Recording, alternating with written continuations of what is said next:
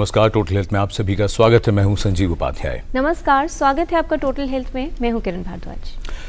अक्सर ये कहा जाता है कि स्थितियां अगर विपरीत हों तो कोई भी घटना या दुर्घटना होने में वक्त नहीं लगता। जैसे कि अक्सर ये कहा जाता है कि अगर कोई सूखा भूसे का ढेर हो, उसके आसपास जरा सी चिंगारी गिरे तो एक बहुत बड़ी आग का रूप ले सकती है। हमारी सेहत, हमारी तबीयत के बारे में भी यही हालत होती है। अक्सर हमारे शरीर में कुछ बीमारियां चुपचाप बैठी रहती हैं, लेकिन जब मौका मिलता है, यानी जब हालात ऐसे हो जाएं कि उस बीमारी के लिए कोई ट्रिगर यानी उसे शुरू करने या पैदा करने के लिए कोई ऐसी स्थिति बन जाए तो तुरंत वो सामने आ जाती है। अस्थमा यानी दमा, इसके बारे में हम सब जानते हैं कि उसका दौरा किसी न किसी ट्रिगर की वजह से पड़ता है। आज हम टोटल हेल्थ में दमा यानी अस्थमा की बात इसलिए कर रहे हैं क्योंकि 2 मई को वर्ल्ड अस्थमा डे है। अगर बात करें दमा रोग की तो इसे लेकर अलग अलग लोगों के कई तरह के विचार होते हैं। कुछ लोगों को लगता है कि दमा तो दम के साथ ही जाएगा। एक लंबी लिस्ट थमा दी जाती है किसी भी दमा रोगी को कि उसको क्या कुछ परहेज करने हैं, कितनी खाने की चीज़ें नहीं खानी है, खेल कूद नहीं करनी है और न जाने क्या क्या। लेकिन वाकई क्या दमा रोगी को सावधानियां रखने की ज़रूरत है? यदि हाँ, तो वो कौन सी सावधानियां होनी चाहिए जिनका खास तौर पर उन्हें पालन करना होगा? बहुत से लोग खांसी या सांस लेने में किसी तरह की दिक्कत या सांस लेते हुए सीटी की आवाज़ आना, छाती में जकड़न, इस तरह के लक्षणों के साथ बहुत दिनों तक यूं ही चलते रहते हैं। बहुत लोगों को लगता है कि शायद ये तो होना ही है, ऐसा होता ही होगा। बहुत से लोग दमा का इलाज नहीं कराते, विशेषज्ञों के पास नहीं जाते, और कुछ लोग विशेषज्ञों के पास जाते हैं तो अक्सर उन्हें अपनी दवा के बारे में सही जानकारी नहीं होती, अपनी स्थिति के बारे में ठीक से मालूम नहीं होता। दमा का इलाज करने के बहुत से दावे दूसरे लोग भी करते हैं, लेकिन दरअसल स्थिति क्या है? अगर दुनिया भर में हम देखें तो 300 मिलियन यानी लगभग 30 करोड़ लोग दमा का शिकार हैं। इनमें सालाना अगर हम आंकड़ों पर नजर डालते हैं तो कई मौतें दमा की वजह से होती हैं। दमा रोका जा सकता है, दमा से बचा जा सकता है, और सबसे बड़ी चीज, दमा होने पर उसे अच्छे से मैनेज किया जा सकता है। सिर्फ जरूरत है जानकारी की और जागरूकता की। अगर बात करें बच्चों की तो बच्चों में बहुत ही आम समस्या होती है दमा की, और जाहिर तौर पर क्योंकि ये भी एक श्वसन रोग है तो इसके लक्षण भी काफ़ी कुछ दूसरे श्वसन रोगों जैसे ही होते हैं, जिसमें व्यक्ति को सांस लेने में परेशानी होती है। तो शायद ये नहीं पता चल पाता उन्हें कि वाकई ये दमा है या फिर कोई और बीमारी। तो ज़रूरत है ये समझने की कि दरअसल दमा स्थिति क्या है और किस तरह के बदलाव आते हैं किसी भी व्यक्ति के शरीर में जब वो दमा रोग से ग्रस्त हो जाए।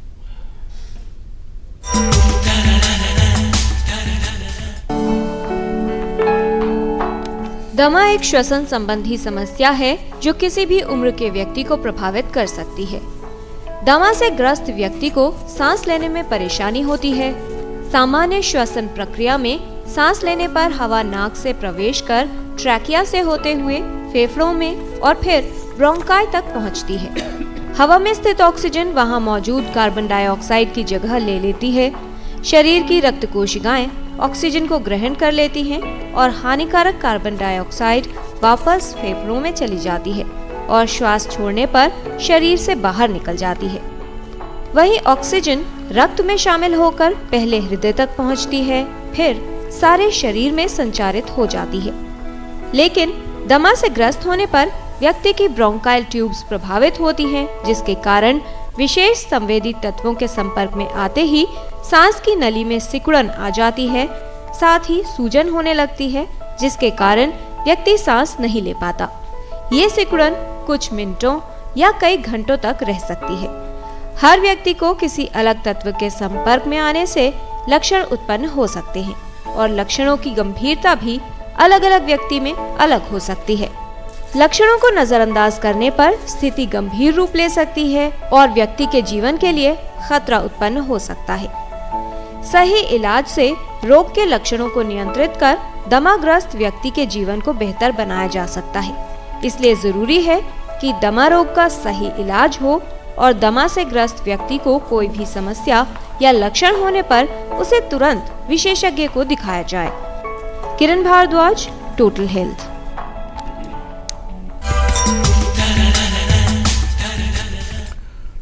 मुनव्वर राना कहते हैं कि रहता है दिन में रात के होने का इंतजार, फिर रात को दवाओं की गोली से काटना। अक्सर जिन लोगों को ये समस्या होती है वो फिर सिर्फ और सिर्फ दवाओं पर निर्भर होकर रह जाते हैं। आम सी लगने वाली बहुत सी चीज़ें जो औरों को बहुत ही आम सी लगती हैं उनके लिए एक ट्रिगर का काम करती हैं और दमा का दौरा पड़ सकता है। दमा का दौरा, उसके लक्षण क्या होते हैं और सबसे बड़ी चीज़ अगर किसी को पड़ता है तो उस वक्त करना क्या है। बहुत सी ऐसी बातें हैं जो आज विशेषज्ञों से हम समझने की कोशिश करेंगे। और बहुत सी वो बातें हैं जिन्हें लोगों को लगता है कि अगर इनहेलर्स ले रहे हैं तो उसका एडिक्शन हो जाएगा। क्या वो आखिरी विकल्प होना चाहिए और क्या विकल्प हो सकते हैं दमा के सिम्टम्स को यानी उसके लक्षणों को कंट्रोल करने के, ये तमाम बातें विशेषज्ञों से समझेंगे। इस विषय पर विस्तार से बात करने के लिए हमारे साथ स्टूडियो में विशेषज्ञों का खास पैनल मौजूद है। तो आइए उनका परिचय आपसे करा दें। हमारे साथ हैं doctor Neeraj Gupta, senior specialist, department of pulmonary critical care and sleep medicine from Safdarjung hospital.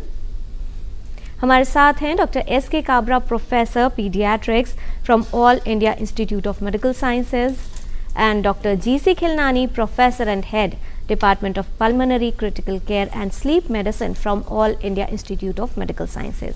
तो आइए चर्चा की शुरुआत करें। सबसे पहले डॉक्टर नीरज गुप्ता, आपसे हम ये जानने की कोशिश करें कि दरअसल एस्थमा यानी दमा, ये शब्द बहुत से लोगों ने उन्होंने ज़रूर सुना होता है, जिन्हें शायद उनके परिवार में इस तरह की कोई शिकायत ना भी हो तब भी कम से कम इस शब्द से परिचित होते हैं। लेकिन दरअसल हम समझना चाहें कि दमा है क्या तो कैसे बताएंगे? दमा एक एक्चुअली शरीर की एक वो स्थिति है जिसमें सांस की जो नलिकाएं हैं उसके अंदर सूजन आ जाती है, जिसकी वजह से उसके अंदर संवेदनशीलता बढ़ जाती है, स्पैज़म होते हैं और सांस की रुकावट होती है, तकलीफ़ होती है। जिसके कारण जैसे मैं आपको एग्जांपल में दिखाना चाहूँ कि ये सांस की एक नलकी है जो कि पूर्ण रूप से खुली हुई है, और जब इसमें किसी प्रकार हमारे दर्शकों को आप दिखाएंगे ये कैमरे की तरफ इस प्रकार से ये सांस की जो नलकी है ब्रोंकाई, वो पूर्ण रूप से खुला हुआ है। लेकिन जब इसमें किसी प्रकार से ट्रिगर की वजह से या इन्फ्लेमेशन की वजह से जब सूजन आती है अंदर, तो सांस की जो अंदर की म्यूकस लाइनिंग है उसमें सूज जाती है और जो इसकी जो मांसपेशियाँ हैं वो संकुचित होने लगती हैं, सिकुड़ने लगती हैं, स्पैज़म होने लगता है उसके अंदर। और जैसे जैसे वो स्पैज़म बढ़ता जाता है वो एक ऐसी स्थिति आ जाती है जिसके अंदर उसका साइज़ बहुत कम हो जाता है, सूजन बहुत ज़्यादा बढ़ जाती है और स्थिति जानलेवा भी हो सकती है। इनके लक्षणों में वही चीज़ शामिल है। इसी पहले लगातार उठने वाली खांसी के साथ में सांस फूलने का या सांस में सीटीसी बजने का एक वो, या चेस्ट में टाइटनेस का होना और घबराहट होना, ये सब उस लक्षणों में शामिल है। जैसे जैसे स्पैज़म बढ़ता जाएगा और रास्ता संकुचित होता जाएगा, उसी प्रकार से सिम्टम बढ़ते जाएंगे। जी, अगर इस स्थिति की गंभीरता की बात की जाए डॉक्टर खिलनानी, भारत देश की बात करें, वर्तमान स्थिति में क्या लोड देखते हैं, पेशेंट लोड कितना है? और जब बात आती है दमा की तो लोगों को ये लगता है कि अब कुछ नहीं हो सकता, जीवन का अंत हो गया और न जाने क्या क्या। आप एज अ मेडिकल एक्सपर्ट इसको किस तरह से देखते हैं और गंभीरता वाकई कितनी होती है? देखिए, ऐसा है कि जो दमा है, अगर इसके डायग्नोसिस की बात करें तो 5 से 10% लोगों को दमा होता है। तो इसका मतलब ये नहीं है कि 5 से 10% लोग खांस रहे हैं, उनको सांस में तकलीफ। ये एक प्रवृत्ति है, ये एक टेंडेंसी है, इसको एलर्जिक टेंडेंसी कहते हैं। इसके साथ eczema, skin condition, allergic rhinitis, conjunctivitis ये भी होते हैं, लेकिन दमा मेन होता है। अब जब भी कोई विपरीत परिस्थिति आती है, जैसे कोई एयर पॉल्यूशन हो गया या धूल मिट्टी से एक्सपोजर हो गया, वायरल इन्फेक्शंस हो गए, या कई बार पता भी नहीं होता क्यों, तो उस समय जो है आदमी को या पेशेंट को खांसी होती है, सांस में तकलीफ़ होती है, वो रात को लेट नहीं पाता, उसको उठ के बैठता है, उसके सांस में सीटी की सी आवाज़ आती है, और उस समय उसका अगर प्रॉपरली इलाज नहीं किया जाए तो तकलीफ़ बढ़ भी जाती है। और कभी कभी ऐसा भी होता है कि इतना सीवियर हो जाता है कि इमरजेंसी में जाना पड़ता है, आईसीयू में भी जाना पड़ता है, जानलेवा भी हो पड़ती है। तो ये बहुत अहम है कि इसकी पहचान की जाए, इससे दूर ना भागा जाए और उसका सही समय पे सही निदान और सही उपचार किया जाए। जी, ये बहुत ज़रूरी बात है। ये जो बात आपने कही कि सही समय पर निदान होना चाहिए। डॉक्टर काबरा, आपसे हम ये समझना चाहेंगे कि क्या बच्चों में ही दमा की शुरुआत हो जाती है या अगर बचपन में नहीं हुआ तो बड़े पर कभी नहीं होगा? नहीं, दमे के जो लक्षण होते हैं जो वेस्ट में डॉक्टर खिलनानी ने बताया वो आम बीमारी है बच्चों में। ये देखा गया है कि 6 साल की उम्र तक लगभग 50% बच्चों में एक बार इसके लक्षण हो ही जाते हैं। और यदि हम स्कूल जाने वाले बच्चों में देखें तो ये 10 से 15% बच्चों में दमा रोग की बीमारी होती है। इसका मतलब ये है कि इसमें डिफरेंट तरह की बीमारियां होती है। जो वयस्क में होती है वो एक ही बीमारी होती है दमा, लेकिन बच्चों में अलग अलग होती है। अब ये है कि इसका हम निदान कैसे करें। बच्चों में लक्षण थोड़े अलग होते हैं। बच्चे को बार बार खांसी आना, सांस फूलना, जब मौसम बदलता है, जैसे अप्रैल में मौसम बदल गया, जो सितंबर में बदल गया, उस समय लक्षण अधिक होना। बच्चा जब दौड़ता है, हंसता है, खेलता, उस समय खांसी होना, या फिर ये रात में सोते समय बार बार खांसी जुकाम का दौरा पड़ना, ये सारे लक्षण होते हैं बच्चे में दमे के। उसके साथ यदि बड़े घर में किसी माता पिता या दूसरे बच्चों को भी ऐसी समस्या है तो ये सारे लक्षण हम सब एक साथ लगा के फिर कहते हैं कि हाँ, बच्चे को दमे रोग से दमा रोग हो रहा है, और उसके हिसाब से फिर उसको दवाइयाँ देते हैं। ये आम कारण है बच्चों का स्कूल से छुट्टी करना, माता पिता का अपने जॉब से छुट्टी लेना, बच्चा खेल कूद में बराबर भाग नहीं लेना, और उसका आर्थिक और शारीरिक और मानसिक परेशानी का यह मुख्य कारण है। इसलिए बच्चों में यह विशेष तौर पे आवश्यक है कि हम उसके बारे में ज्ञान प्राप्त करें, उसका निदान करें और सही दिशा में दवा दें, तो इन सारे लक्षणों से, इन सारी परेशानियों से मुक्ति पा सकते हैं। हालांकि ये जड़ से जाने वाली बीमारी नहीं है, लेकिन उसको पूरी तरह कंट्रोल किया जा सकता है। जी, डॉक्टर नीरज गुप्ता, कुछ लक्षणों की आपने बात कही थी और ये कहा कि जैसे ही जो ट्रिगर्स हैं या संवेदी तत्व हैं, उनके संपर्क में कोई भी दमाग्रस्त व्यक्ति आता है तो कुछ बदलाव होते हैं उसके श्वसन तंत्र में। इस तरह के बदलाव अगर व्यक्ति को श्वसन एलर्जी है या दूसरी कोई रेस्पिरेटरी इलनेस है, या उसमें भी तकरीबन इसी तरह के लक्षण आएंगे, डिफ्रेंशिएट कैसे किया जाएगा? हाँ, ये अक्सर कन्फ्यूजन हो जाता है कि क्या व्यक्ति को दमा हो रहा है या किसी और बीमारी का लक्षण है वो।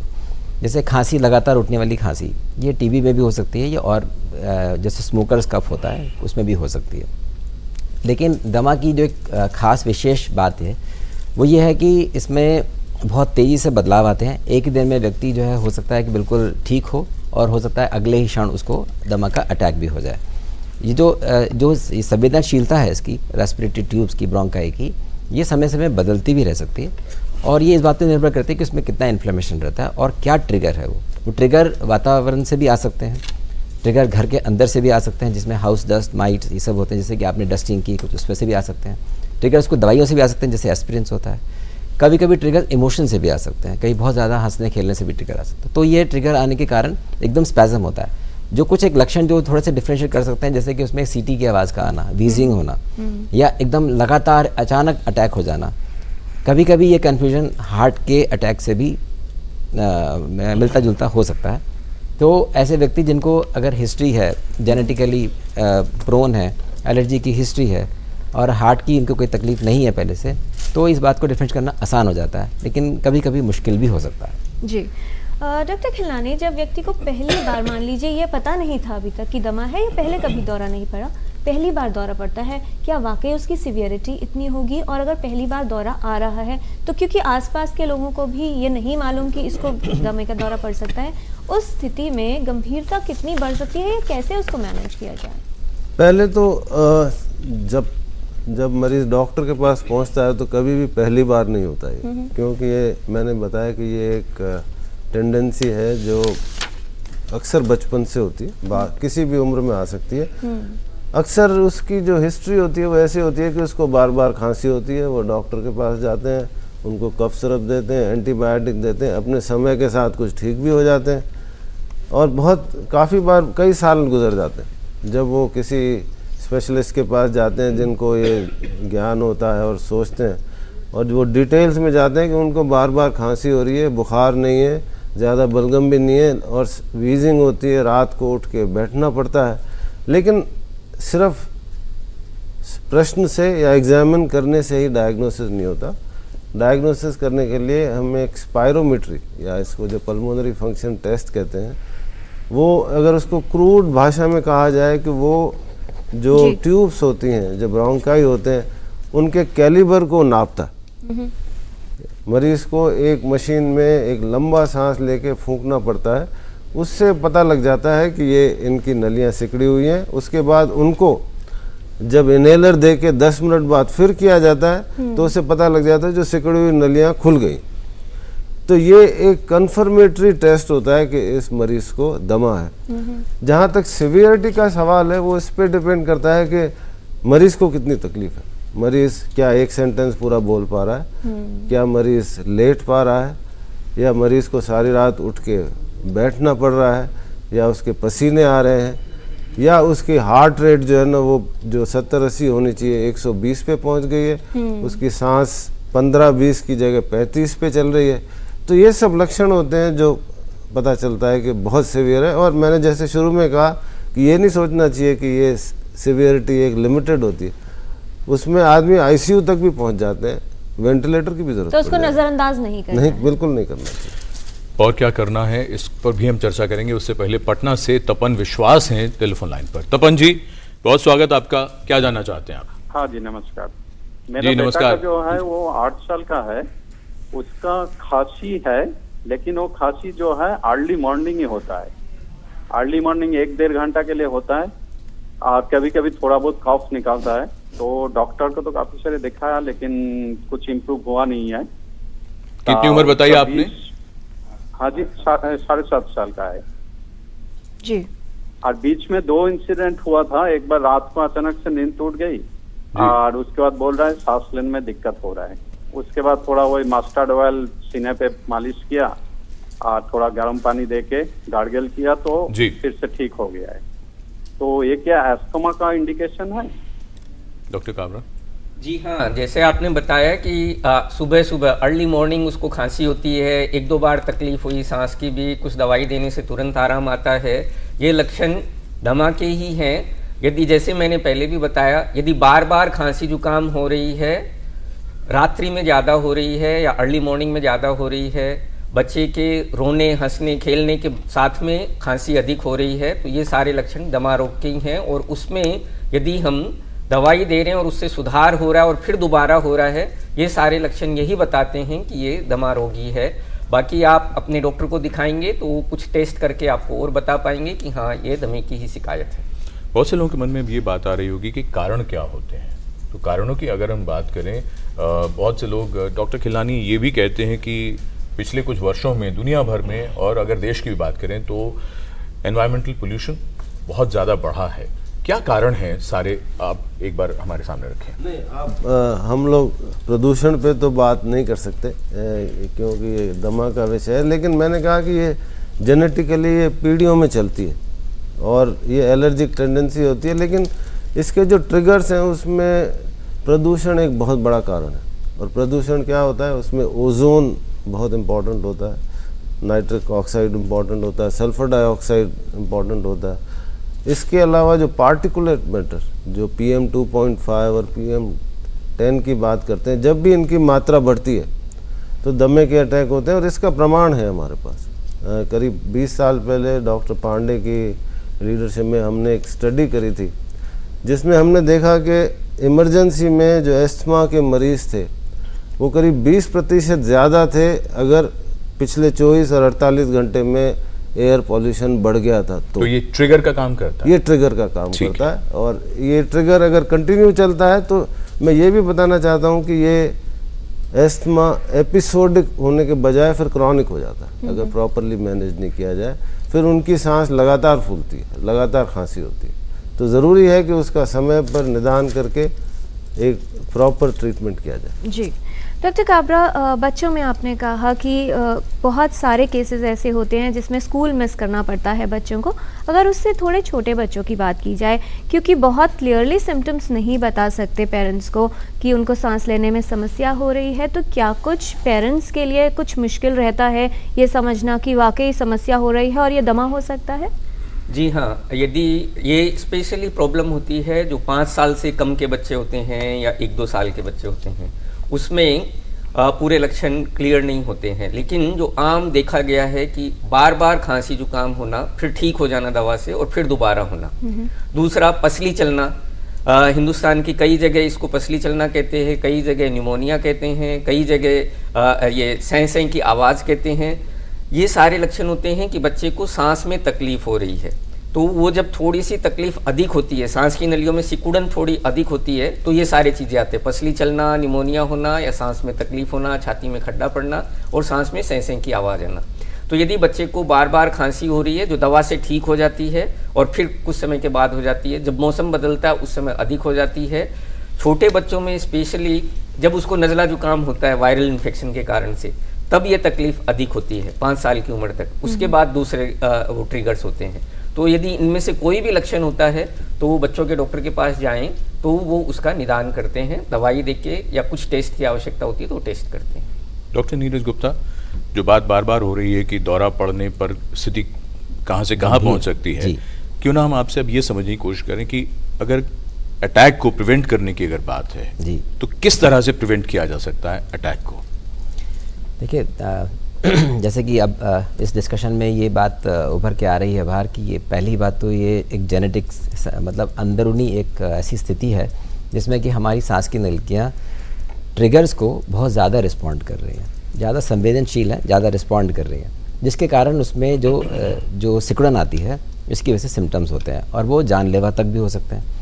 तो आवश्यक ये है जानना कि पहले तो अपने लक्षण के विषय में आपको पूर्ण रूप से मालूम होना चाहिए कि मुझको जो खांसी उठ रही है, जो मुझको सांस में आवाज़ आ रही है, वो दमा हो सकती है, यानी कि डॉक्टरी सलाह लेना आवश्यक है। दूसरा ये है कि कुछ ऐसे तत्व जो जिनके कारण मुझको ये स्थिति आ सकती है उससे मुझे बचना चाहिए, जैसे कि वातावरण का जो पोल्यूशन है जिसके विषय में बात उठाई गई है, चाहे वो बाहरी हो या वो अंदरूनी घर के अंदर भी हो। जैसे अगर आप पुराने किताबें साफ़ कर रहे हैं, पुराने वुलन साफ़ कर रहे हैं, घर में झाड़ू पोछा हो रहा है, जब धूल मिट्टी उड़ रही है, वाइट वॉशिंग हो रही है, पेंट हो रहा है, छौंका लग रहा है या किसी प्रकार का कोई स्प्रे परफ्यूम यूज़ कर रहे हैं, उनसे आपको अटैक हो सकता है। तो prevention is better than cure, like जैसे बोलते हैं, तो प्रिवेंट करना बहुत आवश्यक है। और दूसरी बात है, जैसे ही आपको अपना लक्षण पता लगना शुरू होता है कि मुझको सिकुड़न आ रही है, खांसी उठ रही है या सांस में हल्की सी आवाज़ आनी शुरू हो गई है, जैसे खेलने के बाद अचानक लगता है कि खांसी उठना शुरू हो जाती है, जिसको एक्सरसाइज इंड्यूस्ड एस्मा कहते हैं, उस स्थिति में आपके पास में इनहेलर एक डिवाइस होती है जिसमें 2 तरह की दवाइयाँ रहती हैं, एक कंट्रोलर मेडिसिन और रिलीविंग मेडिसिन। वो दोनों उसके कम्बिनेशन से आपकी फेफड़े की नलिकाओं को तुरंत असर मिलता है और उसका सूजन भी कम हो सकती है, यानी कि आप प्रिवेंट कर सकते हैं जो स्थिति ख़राब होने जा रही थी, बढ़ नहीं रही थी, उसको इनहेलर को लेकर के प्रिवेंट कर सकते हैं। और ये बहुत आवश्यक है कि आप अपने पास इनहेलर रखें। जो लोग जिनके इस तरह की स्थिति पहले से रहती है या जिनको पता है कि मुझको दमा है, तो एक हमेशा छोटी सी बात पूछना चाहूँगा, आपने कहा कि इस तरह की मेडिसिन ले लें, उस वक्त इनहेलर ले लें, लेकिन क्या ऐसा भी हो सकता है इनहेलर लेने के बावजूद अटैक हो? वो इस बात पे निर्भर करता है कि आपकी जो पोल्यूशन या जो भी ट्रिगर्स हैं वो कितना स्ट्रॉन्ग है, कितना ज़्यादा इन्फ्लेमेशन होता है। और दूसरा इस बात पे निर्भर करता है कि क्या आपकी जेनेटिकली वो स्थिति है जिसमें कि आपका जो रिस्पॉन्स है कहीं ज़्यादा और लोगों के मुकाबले कहीं ज़्यादा रिस्पॉन्स होता है, जिसको लोग ब्रिटल एस्मा बोलते हैं। उस स्थिति में कभी कभी नियर फेटल एस्मा स्थिति तक पहुँच जाती है, जिसमें कि एक छोटा सा अटैक भी बहुत जानलेवा तक हो सकता है। आवश्यक यह है कि इनहेलर लेना, इनहेलर की भी डोज प्रेस्क्राइब्ड है। इंडियन डॉक्टर खिलानी हमारे साथी हैं, उन्होंने एक गाइडलाइंस जो इंडियन गाइडलाइंस हैं उसके अंदर उन्होंने क्लियरली डिफाइन किया हुआ कि किस प्रकार आप कितने इनहेलर कितनी डोज में ले सकते हैं। जैसे कि 4-4 पफ करके लिया जा सकता है, उसको आप हर 15 मिनट में रिपीट कर सकते हैं, लेकिन ये भी आवश्यक है कि लीजिए लेकिन तुरंत डॉक्टर से भी मिलिए। तो ज़रूरी है कि अगर आपको लक्षण हो रहे हैं, दमे का दौरा पड़ रहा है, तो नज़रअंदाज न किया जाए, तुरंत इलाज लें, तुरंत विशेषज्ञ को दिखाएं अगर ऐसा ज़रूरी है तो। फिलहाल हमारे साथ फोन लाइन पर मुंबई से डॉक्टर वागेश मिश्रा मौजूद हैं। डॉक्टर मिश्रा, आपका स्वागत टोटल हेल्थ में, सवाल पूछिए। एक्चुअली मेरा कॉल ये है मैम कि ये जो अस्थमा जो है ये हेरिडिटरी का मतलब अनुवांशिक जो है उसका क्या रिलेशन है जो है इससे, या मतलब मदर या फादर दोनों में से किसी एक को अगर है तो स्पेशली कितना ज्यादा चांसेस है कि आने वाले बच्चे को होगा। एंड अगर ऑलरेडी अस्थमा है किसी को और वो इनहेलर पे या रोटा कैप पे है, उसके बाद भी क्या चांसेस है कि अगर उसको मतलब सीवियरिटी इनहेलर लेने के बाद भी कितनी कम हो सकती है जी। और लास्ट ये मैं पूछना चाहूंगा डॉक्टर से क्लिनिकली कि सैचुरेशन जो कि हम लोग SpO2 चेक करते हैं ऑक्सीजन में, SpO2 और सैचुरेशन कितना कम हो कि हमको ये देखना चाहिए कि पेशेंट को तुरंत एडमिशन की रिक्वायरमेंट है, ऑक्सीजन की रिक्वायरमेंट है, और कितना रिवर्सिबल है ये जो है बस।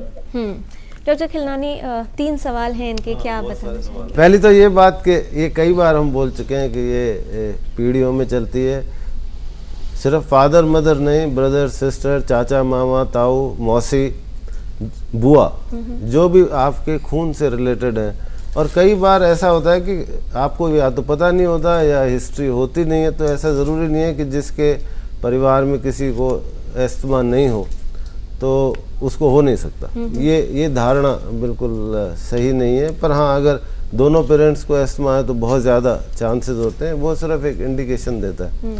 दूसरा प्रश्न के जो बहुत इम्पोर्टेंट और मैं एम्फेसाइज करूँगा कि कब आदमी को लगे कि मरीज को इमरजेंसी में जाना चाहिए और उस समय क्या करना चाहिए।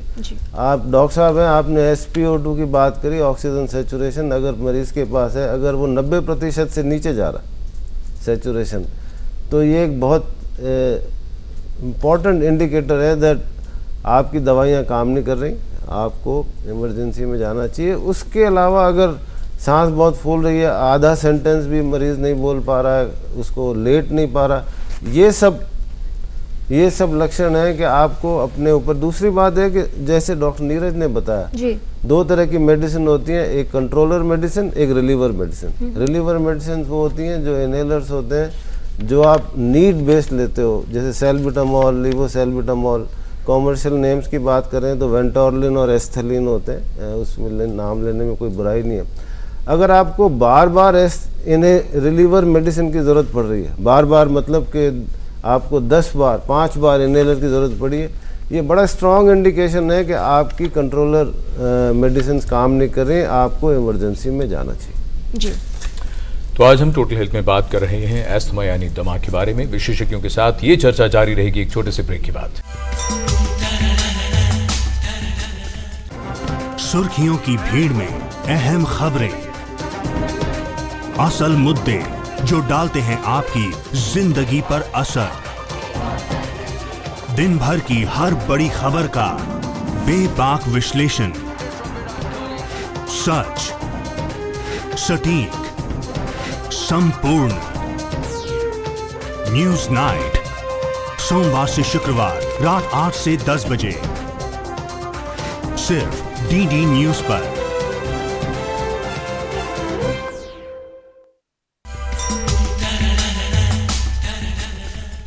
ब्रेक के बाद आप सभी का स्वागत। आज हम टोटल हेल्थ में बात करें अस्थमा यानी दमा पर।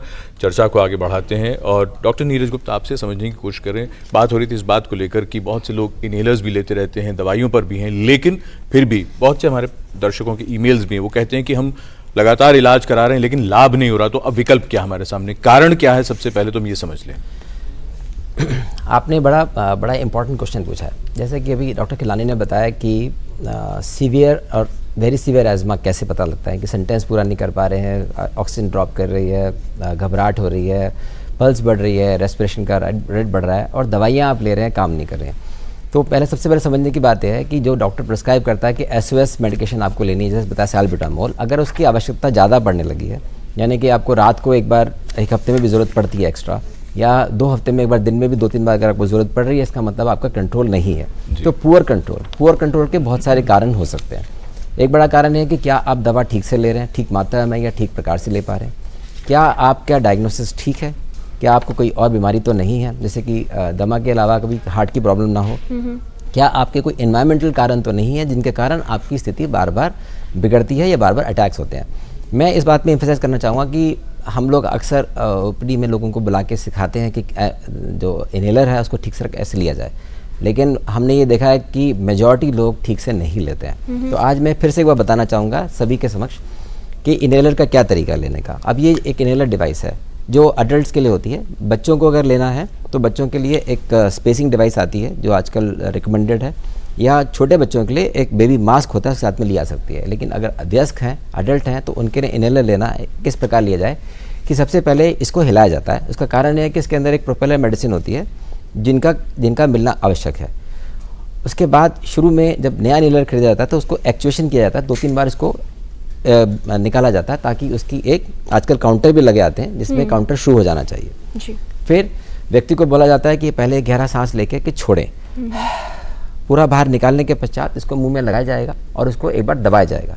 दबाते ही तुरंत स्लो एंड डीप उसको इनहेल किया जाएगा और उसको होल्ड किया जाएगा 10 सेकंड के लिए, ताकि वो दवा पूर्ण रूप से पूरे फेफड़े में मिल जाए। और 10 सेकंड के बाद उसको नाक से धीरे धीरे निकाला जाएगा और इसी प्रकार दोबारा करने के पश्चात और उसको कुल्ला किया जाएगा, ये आवश्यक है जी। दूसरी बात एक इम्पॉर्टेंट इनहेलर के साथ में ये भी है कि इसमें एक डोज काउंटर होता है जिसमें 120 डोज होती हैं। लोग अक्सर देखते हैं कि इसमें दवा निकलती जा रही है तो 120 के बाद भी उसको यूज़ करते रहते हैं, जो गलत है। सोचते हैं कि दवा की मात्रा ज़्यादा है इसके अंदर, हम पैसे सेव कर रहे हैं, लेकिन एक्चुअली में उसमें दवा की मात्रा इम्प्रॉपर हो सकती है, कम हो सकती है, टेल ऑफ इफेक्ट कहते हैं उसको जी। और अगर नहीं हिलाएंगे तो शुरू में जो दवा ज़्यादा आ सकती है और बाद में केवल हो सकता है गैस ही गैस आए।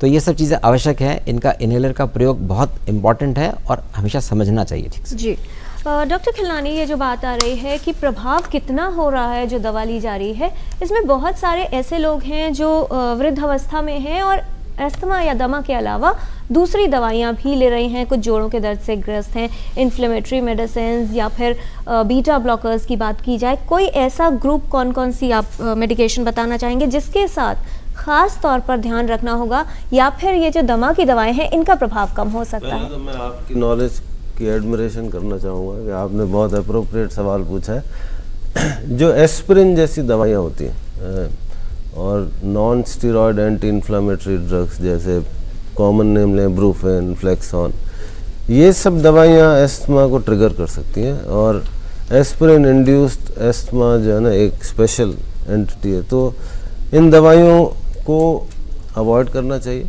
और सबको नहीं ट्रिगर करती, लेकिन इसका ज्ञान बहुत ज़रूरी है। अगर उससे ट्रिगर होता है तो इन दवाइयों को अवॉइड करके उसकी जगह कोई ऑल्टरनेटिव।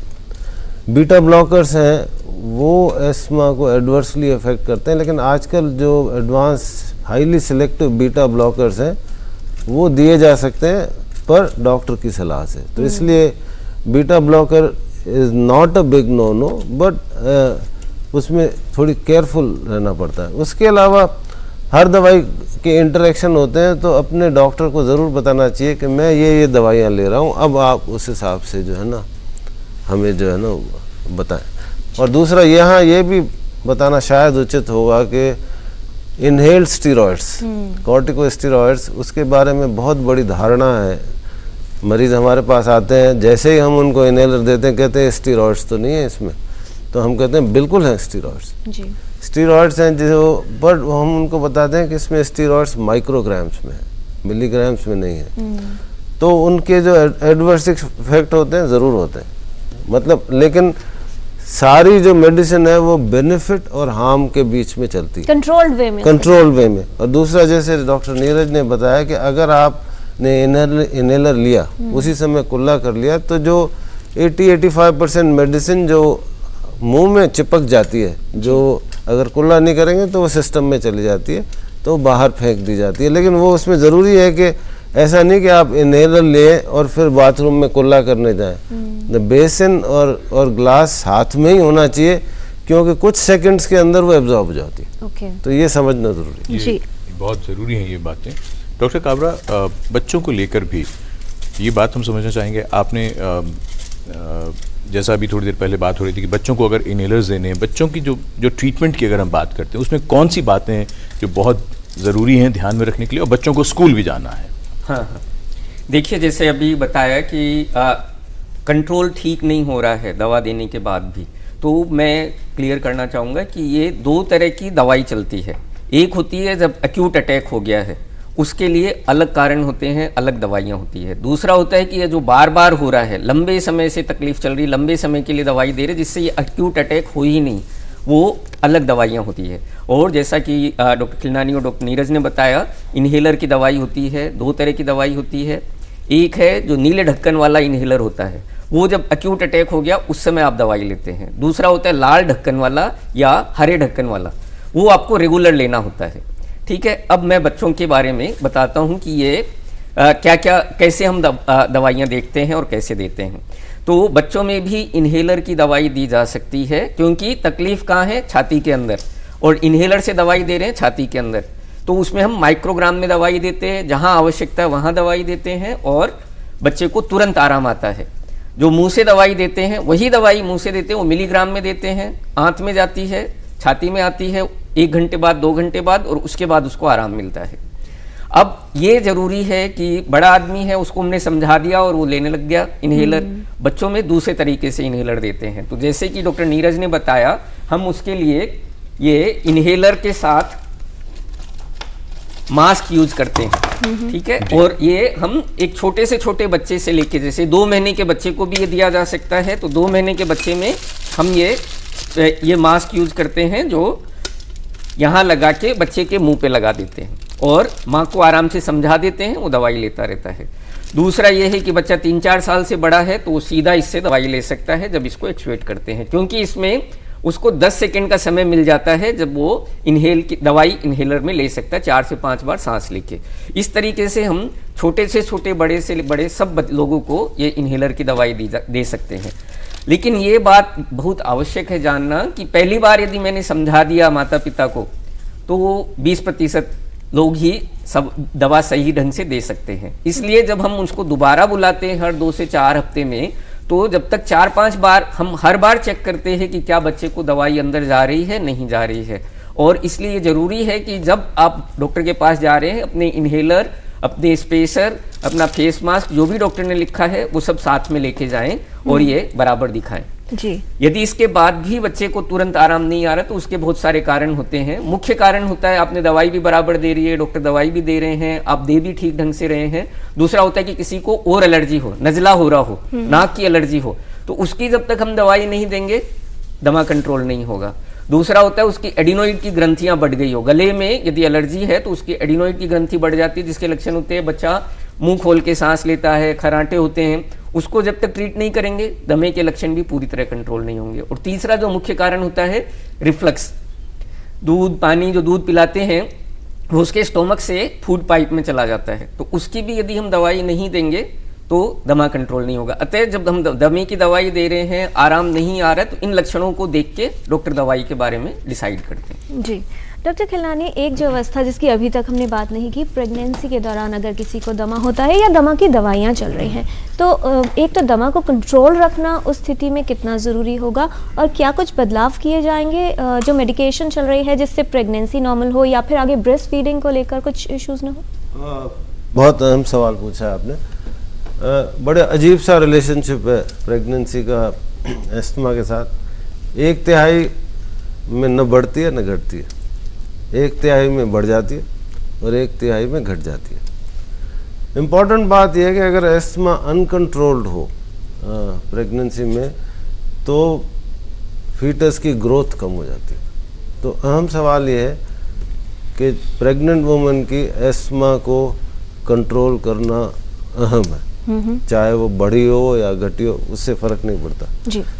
तीसरी बात यह है कि जो भी दवाइयाँ हम देते हैं इनहेल्ड मेडिकेशन, वो सब सेफ होती हैं, उसमें कोई भी शुबा नहीं है कि उसमें बच्चे को कोई नुकसान होगा।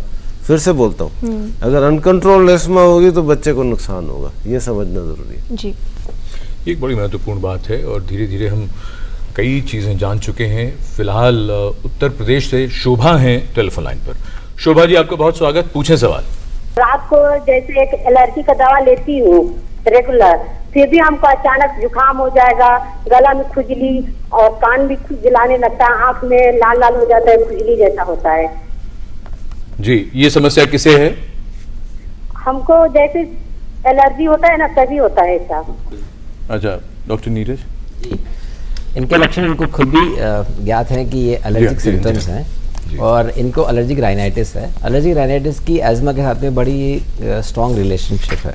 कहा जाता है कि एलर्जिक राइनाइटिस के पेशेंट में लगभग 60% लोगों को दमा रहता है या दमा के 30% लोगों में एलर्जिक राइनाइटिस हो सकती है। और ये भी ज़रूरी है कि इन दोनों का साथ साथ इलाज किया जाए। एक वर्ल्ड बॉडी भी है एलर्जिक राइनाइटिस का इम्पैक्ट जो होता है एज़मा के ऊपर, उसके ऊपर एक बॉडी भी, उनके रिकमेंडेशंस भी हैं इस विषय में। तो ये इनके जो कंडीशन है वो साफ बताती है कि इनको एलर्जिक राइनाइटिस है और शायद इसका वो इलाज नहीं कर रहे हैं। तो इसका इलाज के जिस प्रकार से इनहेलर सांस की नलिकाओं को प्रोटेक्शन दे रहा है, उसी प्रकार के नेज़ल एक स्प्रे भी आते हैं, उसी प्रकार के होते हैं जो कि नाक की लाइनिंग को भी उसी प्रकार से प्रोटेक्शन देते हैं, क्योंकि दोनों लाइन कंटिन्यूस हैं और दोनों का रिस्पॉन्स सेम है। कुछ मेडिसिन आती हैं जो जिनसे इनकी सिम्टम्स को कंट्रोल किया जा सकता है, और नाक के स्प्रेस और इनहेलर इनको कंटिन्यूस लेने चाहिए। जिस प्रकार ये बता रही हैं कि इनको रात को अभी भी अटैक्स होता है, इसका मतलब है इनका कंट्रोल प्रॉपर नहीं है, या तो कोई दवा की कमी है, जैसे कि डॉक्टर काबरा ने अभी मेंशन किया था कि बहुत सी ऐसी कंडीशंस होती हैं जो साथ में एग्जिस्ट करती हैं और शायद नोट नहीं की जाती हैं, चाहे वो गैस्ट्रोएसोफेजियल रिफ्लक्स होता है जी, या ओबेसिटी होती है, या ओएसए होते हैं, या एलर्जिक राइनाइटिस की समस्या है। तो इस प्रकार की समस्या के कारण इनके सिम्टम कंट्रोल में नहीं, आवश्यक है कि विशेषज्ञ को दिखाएं। और एक और कॉलर हमारे साथ जुड़ गए हैं, असम से अनीस जी हैं फोन लाइन पर, आपका स्वागत, सवाल पूछें। मेरा पहला क्वेश्चन ये था कि अगर बिलो 6 इयर्स है बच्ची तो उसको अस्थमा क्या उसका क्यूरेबल है?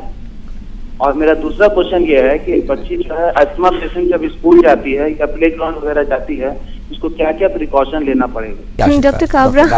हाँ जी, जैसा मैंने बताया 6 साल की उम्र के पहले जो एस्थमा या एस्थमा के जो लक्षण होते हैं वो होते हैं वायरल इन्फेक्शन के साथ में। तो यदि परिवार में किसी को दमे की शिकायत नहीं है, हिस्ट्री नहीं है, फैमिली हिस्ट्री नहीं है, बच्चे को बहुत जोर की तकलीफ नहीं हो रही है, तो वो ज़्यादातर समय जब वायरल इन्फेक्शन कम हो जाते हैं तो 5 साल के बाद वो कम हो जाते हैं और एस्थमा के लक्षण ऑलमोस्ट खत्म हो जाते हैं 50% बच्चों में। उसके बाद भी कुछ बच्चों में आगे चलते रहते हैं। दूसरा सवाल हुआ कि हम क्या प्रिकॉशंस रखें जब बच्चा स्कूल जाता है। तो जैसा कि अभी तक हम वार्ता में बात कर चुके हैं कि एक चीज होती है ट्रिगर। ट्रिगर का मतलब है सांस के रास्ते को जो इरिटेट करता है या फिर कोई एलर्जन है जो सांस के रास्ते में जा रहा है। जो बच्चों के लिए आम ट्रिगर होता है वो होता है कि वातावरण में प्रदूषण है, बच्चा स्कूल जा रहा है और वो सुबह 7 बजे बैठ गया और 8 बजे तक बस में घूम रहा है और जब तक स्कूल पहुंचता है 1 घंटे तक उसने पूरे नगर की या पूरे शहर की हवा अंदर ले ली है। तो उससे यदि बचाया जा सकता है, क्योंकि स्कूल होती है 2 किलोमीटर दूर लेकिन बस को जाना होता है पूरे शहर में चक्कर लगाने का, तो बेहतर ये रहेगा कि आप किसी तरह से व्यवस्था करें। यदि आपके बच्चे को निश्चित तौर पे दमे की शिकायत है, अस्थमा की शिकायत है, दवाइयाँ चल रही है, तो उसको सीधा स्कूल भेज दें या फिर इस तरीके से व्यवस्था करें कि उसको पूरे शरीर की पूरे शहर की हवा को सांस में नहीं लेना पड़े, स्पेशली ये दिल्ली जैसे शहर में। डॉक्टर काबरा, एक और बात आप जरूर बता दें, बच्चे का भले ही जो एस्थमा है वो कंट्रोल्ड है लेकिन उसके बाद भी बहुत सारे रिस्ट्रिक्शंस लगाए जाते हैं कि स्पोर्ट्स नहीं खेल सकते, फिजिकल एक्टिविटी नहीं कर सकते, तो क्या कुछ उसके अंदर सावधानी रखनी चाहिए? देखिए, जिन चीजों का रिस्ट्रिक्शन होता है उसमें एक्सरसाइज बिल्कुल नहीं है। हम ये कहते हैं कि आप एक्सरसाइज को रिस्ट्रिक्ट नहीं करेंगे, बच्चे को खेल कूद करने दीजिए। उसके बाद यदि उसको कभी तकलीफ हो जाती है तो डॉक्टर कुछ दवाइयाँ देते हैं, जो मामूली दवाई होती है इन्हेलर के साथ एक्सरसाइज करने के पहले ले सकते हैं। आमतौर पे रिस्ट्रिक्शन, फिजिकल एक्टिविटी में रिस्ट्रिक्शन की आवश्यकता नहीं है, ना ही खाने पीने में। ये एक आम बात होती है, माता पिता जो भी बलगम जैसी चीज़ दिखती है, दही, दूध, घी, केला, ये चावल, ये रेस्ट्रिक्ट कर देते हैं। ये मिथ्या है और इन सब चीज़ों को यदि हम रेस्ट्रिक्ट कर देंगे तो बच्चे की विकास नहीं होगा, ग्रोथ नहीं होगी। अतः इन सब चीज़ों को रेस्ट्रिक्ट नहीं करें, उसको बराबर खाने पीने दें, डॉक्टर की सलाह के मुताबिक आप उसको दवाई दें तो उससे उसका दमा कंट्रोल होगा। इन सब चीजों के बंद करने से नहीं होगा। मतलब ठंडी गर्म कुछ नहीं होता, ठंडी गर्म कुछ नहीं होता जी। तो सावधानी रखने की जरूरत जरूर है अगर किसी को दमा है, लेकिन वो सावधानी क्या होगी ये जरूर विशेषज्ञ ही बताएं तो बेहतर होगा। आज हम टोटल हेल्थ में बात कर रहे हैं दमा यानी एस्थमा के बारे में। ये चर्चा जारी रखेंगे एक छोटे से ब्रेक के बाद। सुर्खियों की भीड़ में अहम खबरें, असल मुद्दे जो डालते हैं आपकी जिंदगी पर असर, दिन भर की हर बड़ी खबर का बेबाक विश्लेषण, सच, सटीक, संपूर्ण। न्यूज नाइट, सोमवार से शुक्रवार रात 8 से 10 बजे सिर्फ डीडी न्यूज पर।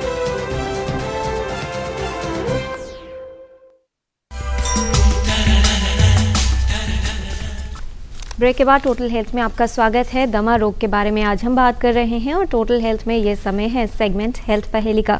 एपिसोड 670 का सवाल था कि डिप्रेशन के विषय में इनमें से कौन सा कथन गलत है। 3 ऑप्शंस आपके पास थे। सही जवाब ऑप्शन बी, अवसाद यानी डिप्रेशन सिर्फ वृद्धावस्था में ही होता है, ये गलत धारणा है। कौन बने हैं इस पहेली के लकी विजेता ये आपको बताएंगे। उससे पहले देखते हैं क्या सवाल है आज की हेल्थ पहेली में।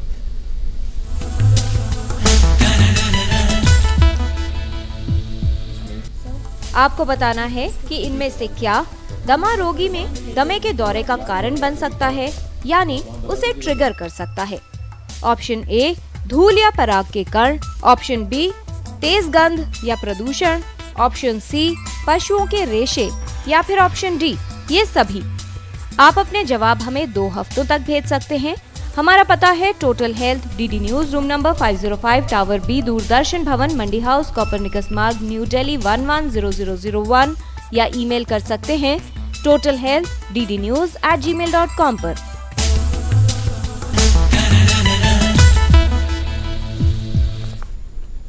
तो आप भी लिख भेजिए हमें इस पहेली का सही जवाब और शामिल हो जाइए हमारे हेल्थ क्विज कॉन्टेस्ट में। कौन बने हैं एपिसोड 670 के लकी विनर, ये बताने के लिए हम रिक्वेस्ट कर रहे हैं डॉक्टर खिलनानी से, जिनके सामने मौजूद हैं सारी करेक्ट एंट्रीज जो आपसे मिली हैं। इन करेक्ट एंट्रीज में से कौन बने हैं आज के एक लकी विनर? डॉक्टर खिलनानी, आप उनका नाम हमारे व्यूअर्स को बताएं प्लीज। लकी विनर इज काचा योगी, ये है सेवा सदन जामनगर गुजरात। काचा योगी, इनको बहुत बधाई। और अब हम शुरू करते हैं रैपिड फायर, यानी छोटे छोटे सवाल और छोटे छोटे जवाब। पहला सवाल डॉक्टर नीरज गुप्ता, आपको दमा सांस की नलिकाओं के सिकुड़ने की बीमारी है या फेफड़ों की? सांस की नलिकाओं की सिकुड़ने की। डॉक्टर काबरा, दमा की शुरुआत अधिकतर बचपन में ही होती है। जी हाँ, ये 3 साल से ऊपर जो वयस्क लोगों में दमा होता है उसकी शुरुआत 3 साल के बाद में होती है। 3 साल के पहले वो बच्चों का दमा कहा जाता है, वो कुछ समय बाद ठीक हो जाता है। डॉक्टर खिलनानी, दमा एक तरह की एलर्जी ही है? बिल्कुल एलर्जी है, पर मैं डॉक्टर काबरा के उसमें ऐड करना चाहूँगा कि हालांकि बच्चों में दमा शुरू होता है अक्सर, लेकिन 90 साल की उम्र में भी शुरू होता है, 80 साल के में भी शुरू होता है। लेट ऑनसेट एस्थमा बहुत वेल नोन एंटिटी है और हम उसको बहुत देखते हैं। जी डॉक्टर नीरज गुप्ता, दमा होने का कारण क्या है?